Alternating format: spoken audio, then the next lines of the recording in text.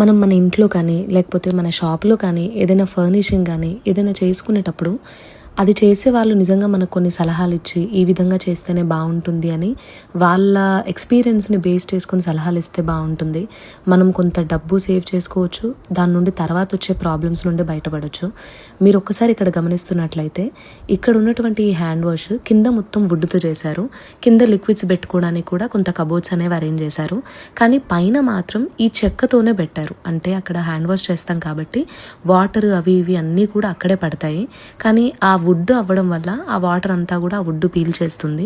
So compulsory దానికి future అనేది ఉండదు. మీకు ఆల్రెడీ ఇక్కడ చూస్తే కనిపిస్తూ ఉంటుంది. దీన్ని అంటే ఇది ఖచ్చితంగా ఇంకా చేంజ్ చేయాల్సిందే, అలా అడ్జస్ట్ అయ్యి వాడడానికి కూడా ఉండదు.